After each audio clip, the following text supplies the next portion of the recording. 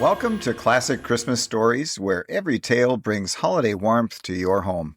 I'm Jason Hovde, your host, and today in December 2025, we present Whistlin' Dick's Christmas Stocking by O. Henry.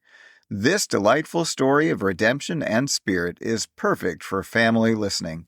So gather around and let's begin. And don't forget to check our merch store for holiday goodies, support us on Buy Me a Coffee, and subscribe to Chamber of Classics for more classic adventures. Links are in the show notes.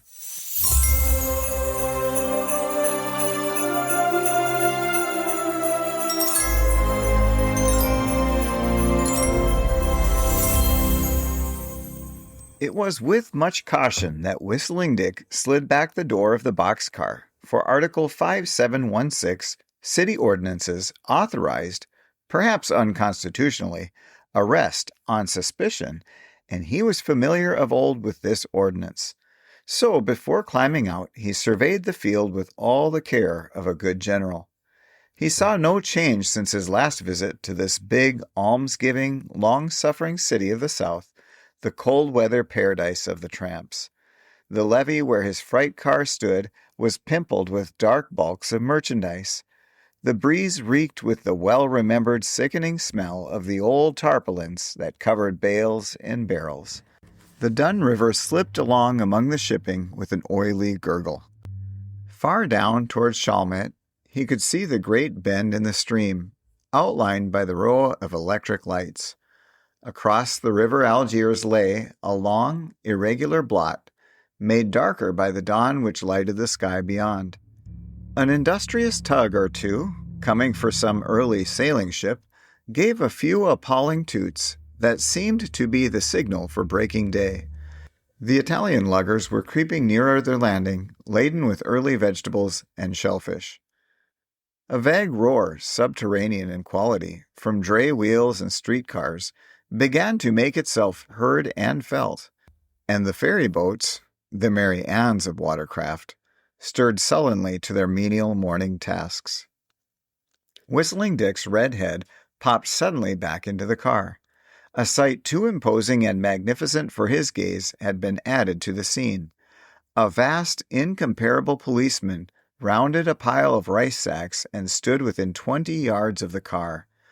A daily miracle of the dawn, now being performed above Algiers, received the flattering attention of this specimen of municipal official splendor. He gazed with unbiased dignity at the faintly glowing colors until at last he turned to them his broad back as if convinced that legal interference was not needed and the sunrise might proceed unchecked. So he turned his face to the rice bags and, drawing a flat flask from an inside pocket, he placed it to his lips and regarded the firmament. Whistling Dick, professional tramp, possessed a half-friendly acquaintance with this officer. They had met several times before on the levee at night, for the officer, himself a lover of music, had been attracted by the exquisite whistling of the shiftless vagabond. Still, he did not care, under the present circumstances, to renew the acquaintance. There is a difference between meeting a policeman on a lonely wharf and whistling a few operatic airs with him and being caught by him crawling out of a freight car. So Dick waited, as even a New Orleans policeman must move on at some time. Perhaps it is a retributive law of nature, and before long, Big Fritz majestically disappeared between the trains of cars. Whistling Dick waited as long as his judgment advised, and then slid swiftly to the ground. Assuming as far as possible the air of an honest laborer who seeks his daily toil, he moved across the network of railway lines with the intention of making his way by quiet Girard Street to a certain bench in Lafayette Square, where, according to appointment, he hoped to rejoin a pal known as Slick, this adventurous pilgrim having preceded him by one day in a cattle car into which a loose slat had enticed him.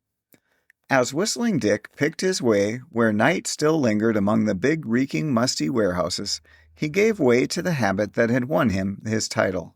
Subdued yet clear, with each note as true and liquid as a bobolink's, his whistle tinkled about the dim, cold mountains of brick like drops of rain falling into a hidden pool. He followed an air, but it swam mistily into a swirling current of improvisation. You could cull out the trill of mountain brooks, the staccato of green rushes shivering above chilly lagoons, the pipe of sleepy birds. Rounding a corner, the whistler collided with a mountain of blue and brass. "So," observed the mountain calmly, "you are already here, and there will not be frost for 2 weeks yet, and you have half forgotten how to whistle. There was a false note in that last bar." "What you know about it?" said Whistling Dick, with tentative familiarity. "You with your little German band Nix Cumbrous tunes. What you know about music? Pick your ears and listen again. Here's the way I whistled it. See?" He puckered his lips, but the big policeman held up his hand. "Stop," he said, "and learn the right way. And learn also that a rolling stone can't whistle for a cent." Big Fritz's heavy mustache rounded into a circle, and from its depths came a deep sound, and mellow as that from a flute. He repeated a few bars of the air the tramp had been whistling. The rendition was cold but correct, and he emphasized the note he had taken exception to. "That B is B natural, not B flat. By the way, you better be glad I meet you. 1 hour later, and I would have to put you in a cage to whistle to some jailbirds. Their orders are to bowl all the bums after sunrise. To which? To bouldered pums. Everybody mid about visible means. Dirty days is der price, or $15. Is that straight, or a game you given me? It's the best tip you've ever had. I get it to you because I believe you are not so bad as the rest, and because you can whistle better than I myself can. Don't run against any more policemen around the corners, but go away from town a few days. Goodbye." So Madame Orleans had at last grown weary of the strange and ruffled brood that came yearly to nestle beneath her charitable pinions. After the big policeman had departed, Whistling Dick stood for an irresolute minute, feeling all the outraged indignation of a delinquent tenant who is ordered to vacate his premises. He had pictured to himself a day of dreamful ease, when he should have joined his pal. A day of lounging on the wharf, munching the bananas and coconuts scattered and unloading the fruit steamers, and then a feast along the free lunch counters from which the easygoing owners were too good-natured or too generous to drive him away, and afterward a pipe in one of the little flowery parks and a snooze in some shady corner on the wharf. But here was a stern order to exile, and one that he knew must be obeyed. So, with a wary eye open for the gleam of brass buttons, he began his retreat toward a rural refuge. A few days in the country need not necessarily prove disastrous. Beyond the possibility of a slight nip of frost, there was no formidable evil to be looked for. However, it was with a depressed spirit that Whistling Dick passed the old French market on his chosen route down the river. For safety's sake, he still presented to the world his portrayal of the part of the worthy artisan on his way to labor. A stall-keeper in the market, undeceived, hailed him by the generic name of his ilk, and Jack halted, taken by surprise. The vendor, melted by this proof of his own acuteness, bestowed a foot of frankfurter and a loaf and half, and thus the problem of breakfast was solved. When the streets, from topographical reasons, began to shun the river bank, the exile mounted to the top of the levee, and on its well-trodden path pursued his way. The suburban eye regarded him with cold suspicion. Individuals reflected the stern spirit of the city's heartless edict. He missed the seclusion of the crowded town and the safety he could always find in the multitude. At Chalmette, 6 miles upon his desultory way, there suddenly menaced him a vast and bewildering industry. A new port was being established. The dock was being built, compresses were going up, picks and shovels and barrows struck at him like serpents from every side. An arrogant foreman bore down upon him, estimating his muscles with the eye of a recruiting sergeant. Brown men and black men all about him were toiling away. He fled in terror. By noon he had reached the country of the plantations, the great, sad, silent levels bordering the mighty river. He overlooked fields of sugar canes so vast that their farthest limits melted into the sky. The sugar-making season was well advanced, and the cutters were at work. The wagons creaked drearily after them. The teamsters inspired the mules to greater speed with mellow and sonorous imprecations. Dark green groves, blurred by the blue of distance, showed where the plantation houses stood.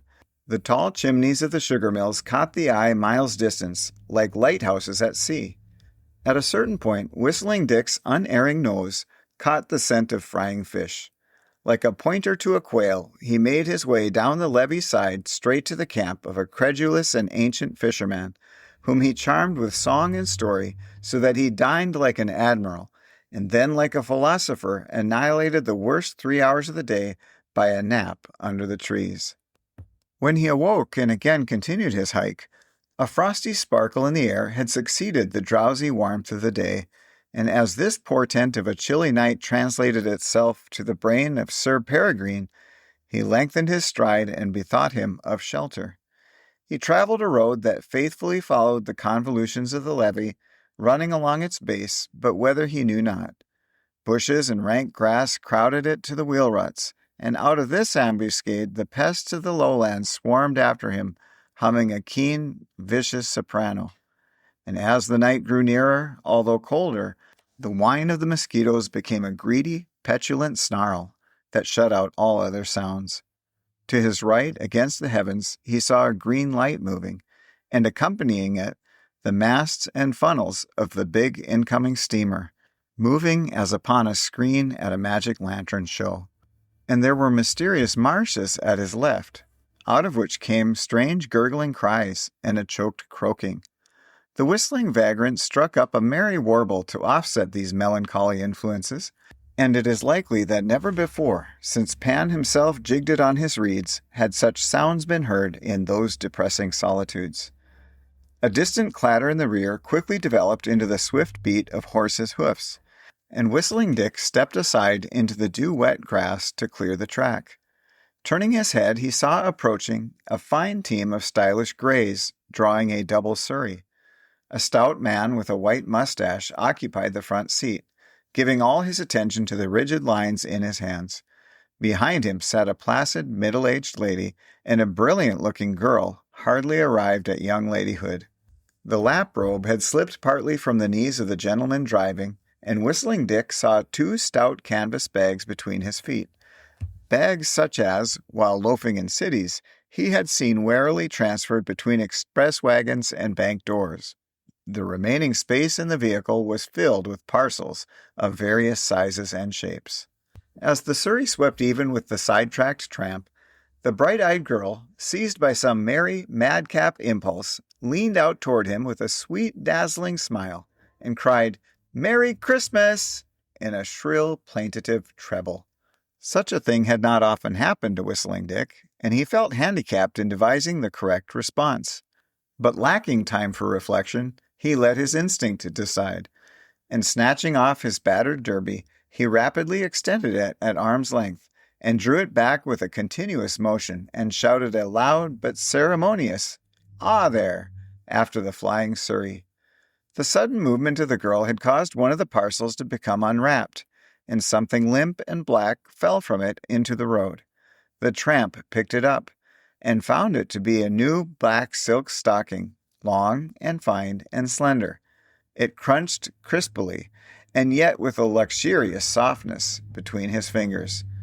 "They're bloomin' little skeezicks," said Whistling Dick, with a broad grin bisecting his freckled face. "What do you think of that now? Merry Christmas! Sounded like a cuckoo clock, that's what she did. Dem guys is swells, too. Bet your life. And der old one stacked some sacks of dough down under his trotters like a day was common as dried apples. Been shopping for Christmas, and de kid's lost one of her new socks what she was going to hold up Sandy with. Der bloomin' little skeezicks. With her Merry Christmas. What do you think? Same as to say, 'Hello, Jack, how goes it?' And as swell as Fifth Avenue, and as easy as a blowout in Cincinnati." Whistling Dick folded the stocking carefully and stuffed it into his pocket. It was nearly 2 hours later when he came upon signs of habitation. The buildings of an extensive plantation were brought into view by a turn in the road. He easily selected the planter's residence in a large square building with 2 wings, with numerous good-sized, well-lighted windows, and broad verandas running around its full extent. It was set upon a smooth lawn, which was faintly lit by the far-reaching rays of the lamps within. A noble grove surrounded it, and old-fashioned shrubbery grew thickly about the walks and fences. The quarters of the hands and the mill buildings were situated at a distance in the rear. The road was now enclosed on each side by a fence, and presently, as Whistling Dick drew nearer to the house, he suddenly stopped and sniffed the air. "If there ain't a hobo stew cookin' somewhere in this immediate precinct," he said to himself, "me nose has been quit telling the truth."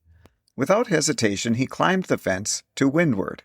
He found himself in an apparently disused lot, where piles of old bricks were stacked and rejected, decaying lumber. In a corner he saw the faint glow of a fire that had become little more than a bed of living coals, and he thought he could see some dim human forms sitting or lying about it. He drew nearer, and by the light of a little blaze that suddenly flared up, he plainly saw the fat figure of a ragged man in an old brown sweater and cap. "Dat man," said Whistling Dick to himself softly, "is a dead ringer for Boston Harry. I'll try him with de high sign." He whistled one or two bars of a ragtime melody, and the air was immediately taken up and then quickly ended with a peculiar run. The first whistler walked confidently up to the fire. The fat man looked up and spake in a loud, asthmatic wheeze.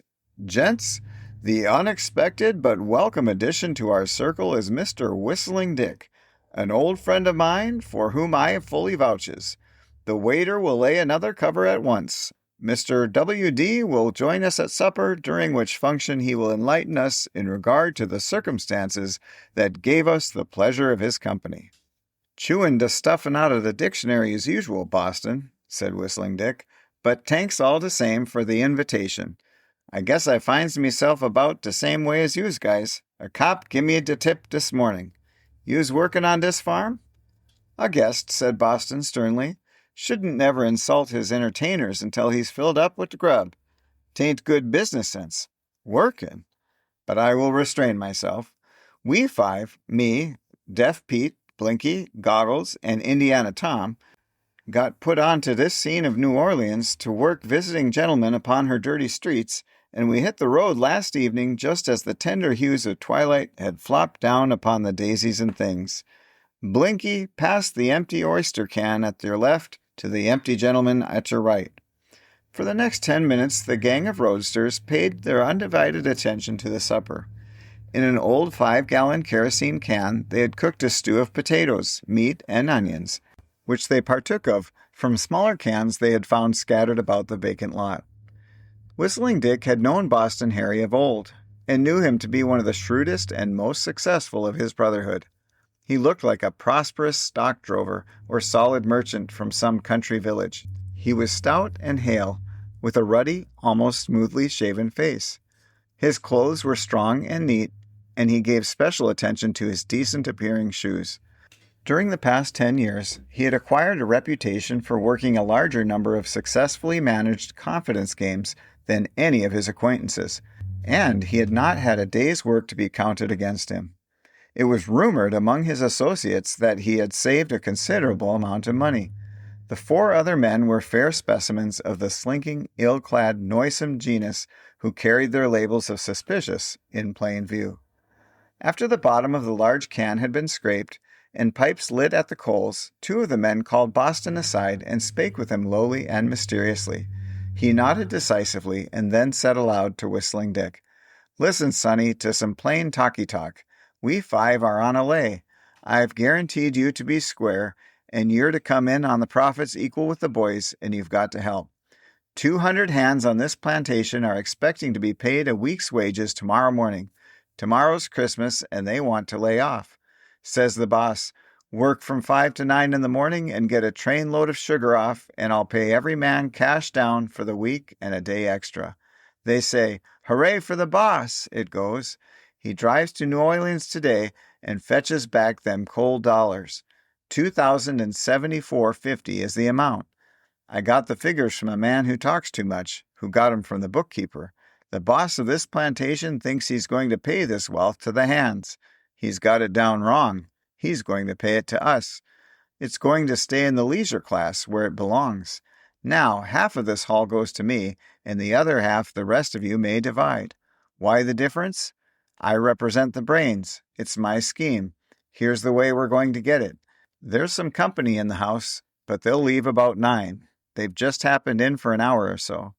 If they don't go pretty soon, we'll work the scheme anyhow. We want all night to get away good with the dollars. They're heavy. About 9 o'clock, Deaf Pete and Blinky will go down the road about a quarter beyond the house and set fire to a big cane field there that the cutters haven't touched yet. The wind's just right to have it roaring in 2 minutes. The alarm will be given, and every man jack about the place will be down there in 10 minutes fighting fire. That'll leave the money sacks and the women alone in the house for us to handle. You've heard cane burn? Well, there's mighty few women can screech loud enough to be heard above its crackling.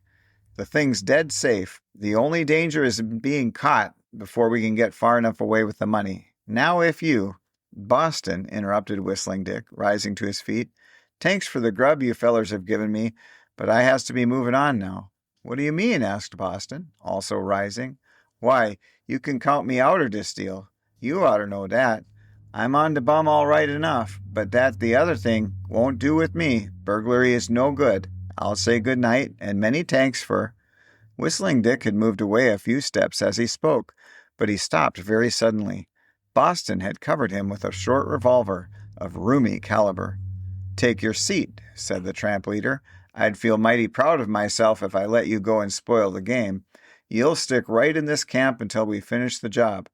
The end of that brick pile is your limit. You go 2 inches beyond that, and I'll have to shoot. Better take it easy now. It's my way of doing, said Whistlin' Dick. Easy goes. You can depress the muzzle of that 12-incher and run back on the trucks. I remains, as the newspaper says, in your midst. All right, said Boston, lowering his piece, as the others returned and took his seat again on a projecting plank in the pile of timber. Don't try to leave, that's all. I wouldn't miss this chance even if I had to shoot an old acquaintance to make it go. I don't want to hurt anybody specially, but this $1,000 I'm going to make will fix me for fair. I'm going to drop the road and start a saloon in a little town I know about. I'm tired of being kicked around. Boston Harry took from his pocket a cheap silver watch and held it near the fire. It's 8:45, he said. Pete, you and Blinky start. Go down the road past the house and fire the cane in a dozen places. Then strike for the levee and come back on it instead of the road so you won't meet anybody. By the time you get back, the men will all be striking out for the fire, and we'll break for the house and collar the dollars. Everybody cough up what matches he's got. The 2 surly tramps made a collection of all the matches in the party, Whistling Dick contributing his quota with propitiatory alacrity, and then they departed in the dim starlight in the direction of the road. Of the 3 remaining vagrants, 2, Goggles and Indiana Tom, reclined lazily upon convenient lumber and regarded Whistling Dick with undisguised disfavor. Boston, observing that the dissenting recruit was disposed to remain peaceably, relaxed a little of his vigilance. Whistling Dick arose presently and strolled leisurely up and down, keeping carefully within the territory assigned him. "Dis planter chap," he said, pausing before Boston Harry. "What makes you think he got the thing in the house with him?" "I'm advised of the facts in this case," said Boston. "He drove to New Orleans and got it, I say, today. Want to change your mind now and come in?" "Nah, I was just asking. What kind of team did this boss drive? Pair of grays? Double Surrey? Yep. Women folks along? Wife and kid? Say, what morning paper are you trying to pump news for?" "I was just conversing to pass the time away. I guess that team passed me in the road this evening, that's all." As Whistling Dick put his hands in his pockets and continued his curtailed beat up and down by the fire, he felt the silk stocking he had picked up in the road. "They're bloomin' little skeezicks," he muttered with a grin. As he walked up and down, he could see, through a natural sort of opening or lane among the trees, the planter's residence some 75 yards distant. The side of the house towards him exhibited spacious, well-lighted windows through which a soft radiance streamed, illuminating the broad veranda and some extent of the lawn beneath. "What's that you said?" asked Boston sharply. "Oh, nothing at all," said Whistling Dick, lounging carelessly and kicking meditatively at a little stone on the ground. "Just as easy," continued the warbling vagrant softly to himself. And sociable and swell and sassy with her Merry Christmas. What do you think now? Dinner, 2 hours late, was being served in the Belmead Plantation dining room. The dining room and all its decorations spoke of an old regime that was here continued rather than suggested to the memory. The plate was rich to the extent that its age and quaintness alone saved it from being showy. There were interesting names signed in the corners of the pictures on the walls, the viands of were the kind that bring a shine into the eyes of gourmets. The service was swift, silent, lavish, as in the days when the waiters were assets like the plate. The names by which the planter's family and their visitors addressed one another were historic in the annals of two nations. Their manners and conversation had that most difficult kind of ease, the kind that still preserves punctilio. The planter himself seemed to be the dynamo that generated the larger portion of the happiness and wit. The younger ones at the board found it more than difficult to turn back on him his guns of raillery and banter. It is true, the young men attempted to storm his works repeatedly, incited by the hope of gaining the approbation of their fair companions, but even when they sped a well-aimed shaft, the planter forced them to feel defeat by the tremendous, discomfiting thunder of the laughter with which he accompanied his retorts. At the head of the table, serene, matronly, benevolent, reigned the mistress of the house, placing here and there the right smile, the right word, the encouraging glance. The talk of the party was too desultory, too effervescent to follow, but at last they came to the subject of the tramp nuisance, one that had of late vexed the plantations for many miles around. The planter seized the occasion to direct his good-natured fire of raillery at the mistress, accusing her of encouraging the plague. They swarm up and down the river every winter, he said. They overrun New Orleans, and we catch the surplus, which is generally the worst part. And a day or two ago, Madame New Orleans, suddenly discovering that she can't go shopping without brushing her skirts against great rows of the vagabonds sunning themselves on the banquettes, said to the police, catch 'em all, and the police catch a dozen or two, and the remaining 3,000 or 4,000 overflow up and down the levee, and Madame here, pointing tragically with the carving knife at her, feeds them. They won't work, they defy my overseers, and they make friends with my dogs. And you, madam, feed them before my eyes, and intimidate me when I would interfere. Tell us, please, how many today did you thus incite to future laziness and depredation? 6, I think, said madam, with a reflective smile. But you know 2 of them offered to work, for you heard them yourself. The planter's disconcerting laugh rang out again. Yes, at their own trades, and one was an artificial flower maker, and the other a glass blower. Oh, they were looking for work. Not a hand would they consent to lift to labor of any other kind. And another one, continued the soft-hearted mistress, used quite good language. It was really extraordinary for one of his class. And he carried a watch. And he lived in Boston. I don't believe they are all bad. They have always seemed to me to lack development. I always look upon them as children with whom wisdom has remained at a standstill, while whiskers have continued to grow. We passed one this evening as we were driving home, who had a face as good as it was incompetent. He was whistling the intermezzo from Cavalleria and blowing the spirit of Mascagni himself into it. A bright-eyed young girl who sat at the left of the mistress leaned over and said in a confidential undertone, I wonder, Mamma, if that tramp we passed on the road found my stocking, and do you think he will hang it up tonight? Now I can hang up but one. Do you know why I wanted a new pair of silk stockings when I had plenty? Well, old Aunt Judy says if you hang up 2 that have never been worn, Santa Claus will fill one with good things, and Monsieur Pam will place in the other payment for all the words you have spoken, good or bad, on the day before Christmas. That's why I've been unusually nice and polite to everyone today. The words of the young girl were interrupted by a startling thing.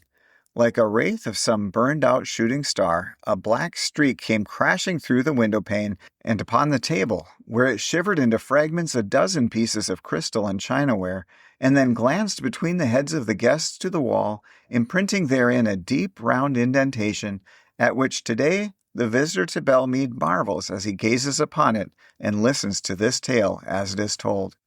The women screamed in many keys, and the men sprang to their feet, and would have laid their hands upon their swords had not the verities of chronology forbidden. The planter was the first to act. He sprang to the intruding missile and held it up to view. "By Jupiter," he cried, "a meteoric shower of hosiery! Has communication at last been established with Mars?" "I should say, Venus," ventured a young gentleman visitor, looking hopefully for approbation toward the unresponsive young lady visitors. The planter held at arm's length the unceremonious visitor, a long, dangling black stocking. "It's loaded," he announced. As he spoke, he reversed the stocking, holding it by the toe, and down from it dropped a roundish stone, wrapped about by a yellow piece of paper. "Now for the first interstellar message of the century," he cried, and nodding to the company who had crowded about him, he adjusted his glasses with provoking deliberation and examined it closely. When he finished, he had changed from a jolly host to the practical, decisive man of business.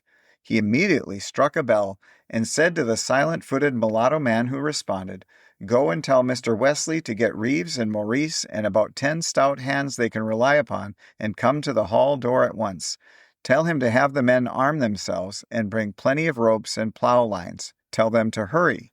Then he read aloud from the paper these words: "To the gent of de house. Dere is 5 tough hobos except myself in the vacant lot near de door where de old brick pile is.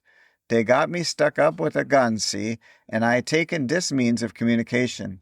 2 of der lads is gone down to set fire to de cane field below de house, and when youse fellas go to turn de hose on it, de whole gang is going to rob de house of de money you gotta pay off with. Say, get a move on. Say, de kid dropped his sock in her road to her Merry Christmas the same as she told me. Catch de bums down de road first, and then send a relief corps to get me out of soak. Yours truly, Whistling Dick."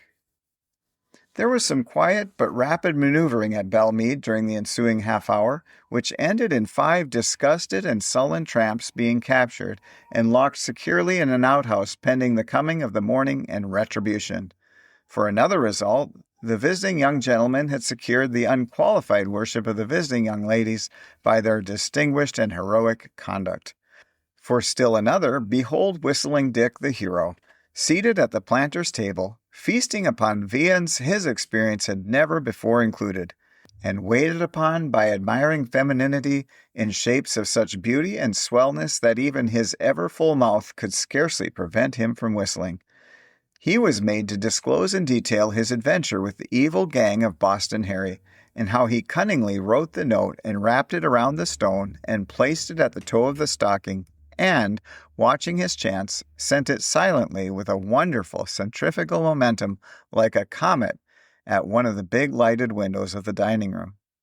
The planter vowed that the wanderer should wander no more, that his was a goodness and an honesty that should be rewarded, and that a debt of gratitude had been made that it must be paid. For had he not saved them from doubtless imminent loss, and maybe a greater calamity? He assured Whistling Dick that he might consider himself a charge upon the honor of Belmead, that a position suited to his powers would be found for him at once, and hinted that the way would be heartily smoothed for him to rise to as high places of emolument and trust as the plantation afforded. But now, they said, he must be weary, and the immediate thing to consider was rest and sleep. So the mistress spoke to a servant, and Whistling Dick was conducted to a room in the wing of the house occupied by the servants. To this room, in a few minutes, was brought a portable tin bathtub filled with water, which was placed on a piece of oiled cloth upon the floor. There the vagrant was left to pass the night. By the light of a candle he examined the room. A bed, with the covers neatly turned back, revealed snowy pillows and sheets. A worn but clean red carpet covered the floor. There was a dresser with a beveled mirror, a washstand with a flowered bowl and pitcher. The 2 or 3 chairs were softly upholstered. A little table held books, papers, and a day-old cluster of roses in a jar. There were towels on a rack and soap in a white dish. Whistling Dick set his candle on a chair and placed his hat carefully under the table. After satisfying what we must suppose to have been his curiosity by a sober scrutiny, he removed his coat, folded it, and laid it upon the floor, near the wall, as far as possible from the unused bathtub. Taking his coat for a pillow, he stretched himself luxuriously upon the carpet. When, on Christmas morning, the first streaks of dawn broke above the marshes, Whistling Dick awoke and reached instinctively for his hat. Then he remembered that the skirts of fortune had swept him into their folds on the night previous, and he went to the window and raised it to let the fresh breath of the morning cool his brow and fix the yet dreamlike memory of his good luck within his brain. As he stood there, certain dread and ominous sounds pierced the fearful hollow of his ear. The force of plantation workers, eager to complete the shortened task allotted to them, were all astir. The mighty din of the ogre labor shook the earth, and the poor tattered and forever disguised prince in search of his fortune held tight to the window-sill, even in the enchanted castle, and trembled. Already from the bosom of the mill came the thunder of rolling barrels of sugar, and, prison-like sounds, there was a great rattling of chains as the mules were harried with stimulant imprecations to their places by the wagon tongues. A little vicious dummy engine, with a train of flat cars in tow, stewed and fumed on the plantation tap of the narrow-gauge railroad, and a toiling, hurrying, hallooing stream of workers were dimly seen in the half-darkness, loading the train with the weekly output of sugar. Here was a poem, an epic, nay, a tragedy, with work, the curse of the world, for its theme. The December air was frosty, but the sweat broke out upon Whistling Dick's face. He thrust his head out of the window and looked down. 15 feet below him, against the wall of the house, he could make out that a border of flowers grew, and by that token he overhung a bed of soft earth. Softly as a burglar goes, he clambered out upon the sill, lowered himself until he hung by his hands alone, and then dropped safely. No one seemed to be about upon this side of the house. He dodged low and skimmed swiftly across the yard to the low fence.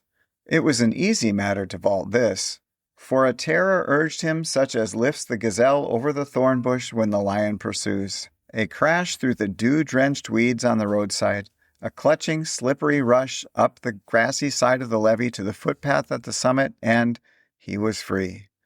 The east was blushing and brightening. The wind, himself a vagrant rover, saluted his brother upon the cheek. Some wild geese high above gave cry. A rabbit skipped along the path before him, free to turn to the right or to the left as his mood should send him. The river slid past, and certainly no one could tell the ultimate abiding place of its waters. A small, ruffled, brown-breasted bird, sitting upon a dogwood sapling, began a soft, throaty, tender little piping in the praise of the dew which entices foolish worms from their holes, but suddenly he stopped, and sat with his head turned sideways, listening. From the path along the levee there burst forth a jubilant, stirring, buoyant, thrilling whistle, loud and keen and clear as the cleanest notes of the piccolo.